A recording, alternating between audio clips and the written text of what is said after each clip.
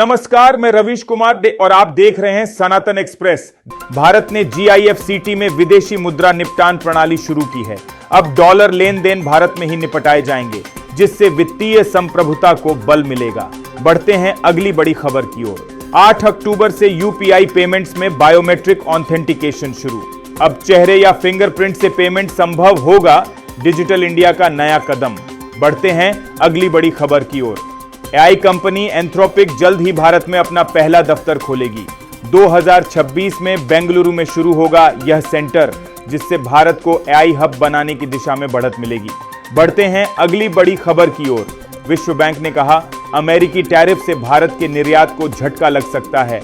Report में बताया गया कि इससे दक्षिण एशिया की ग्रोथ दर घटकर 5.8% रह सकती है। बढ़ते हैं अगली बड़ी खबर की ओर। अनांतम हाईवेज ट्रस्ट इनवाईटी का 400 करोड़ रुपए IPO लॉन्च। हाईवे इंफ्रास्ट्रक्चर में निवेश को बढ़ावा देने के उद्देश्य से यह ऑफर जारी किया गया है। बढ़ते हैं अगली बड़ी खबर की ओर। भारत की आर्थिक वृद्धि दर फाइनेंशियल ईयर 26 के लिए 6.5% अनुमानित। विश्व बैंक ने कहा, मजबूत घरेलू मांग भारत की अर्थव्यवस्था को गति दे रही है। बढ़ते हैं अगली बड़ी खबर की ओर। ब्रिटेन के प्रधानमंत्री की भारत यात्रा शुरू। कीर स्टारमर आज मुंबई पहुंचे। वे प्रधानमंत्री मोदी से व्यापार और रक्षा सहयोग पर चर्चा करेंगे। बढ़ते हैं अगली बड़ी खबर की ओर। नागपुर पुलिस का ऑपरेशन शक्ति अभियान जारी। तस्करी और वेश्यावृत्ति के खिलाफ कार्रवाई में कई ठिकाने सील किए गए हैं। बढ़ते हैं अगली बड़ी खबर की ओर। सोना पहली बार $4000 प्रति औंस के पार पहुंचा। वैश्विक निवेशकों ने इसे आर्थिक अनिश्चितता के बीच सुरक्षित ठिकाना माना। बढ़ते हैं अगली बड़ी खबर की ओर। डॉलर की रफ्तार बढ़ी, रुपया दबाव में।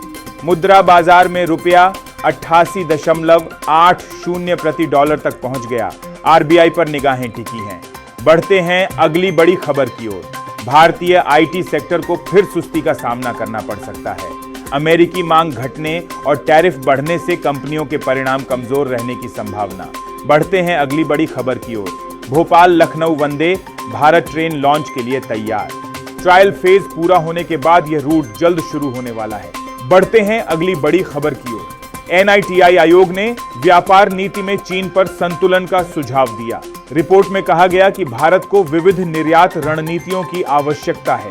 बढ़ते हैं अगली बड़ी खबर की ओर। प्रधानमंत्री मोदी ने इंडिया मोबाइल कांग्रेस 2025 का उद्घाटन किया।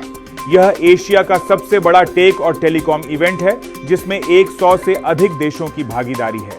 बढ़ते हैं अगली बड़ी खबर की ओर। भारत की पहली चीता सफारी शुरू। मध्य प्रदेश के कुनो राष्ट्रीय उद्यान में आज से दर्शकों के लिए दरवाजे खुले हैं। बढ़ते हैं अगली बड़ी खबर की ओर। एयर इंडिया ने दिल्ली से मनीला तक की पहली सीधी उड़ान शुरू की। इस रूट से भारत फिलीपींस के बीच व्यापार और पर्यटन को बढ़ावा मिलेगा। बढ़ते हैं अगली बड़ी खबर की ओर। महिला क्रिकेट में नई शुरुआत। सीनियर T20 ट्रॉफी का आगाज। देश भर की 37 टीमें इस टूर्नामेंट में हिस्सा ले रही हैं। बढ़ते हैं अगली बड़ी खबर की ओर। विदर्भ ने ईरानी कप 2025 से 26 में शानदार जीत दर्ज की। टीम ने नागपुर में सौराष्ट्र को 93 रन से हराया। बढ़ते हैं अगली बड़ी खबर की ओर। ओडिशा के कटक में दुर्गा विसर्जन के दौरान हिंसा, पत्थरबाजी में कई लोग घायल हुए। पुलिस ने स्थिति पर काबू पाया। बढ़ते हैं अगली बड़ी खबर की ओर। 31 अक्टूबर को रिलीज होगी फिल्म बाहुबली दी एपिक। तो ये थी आज की 20 बड़ी खबरें।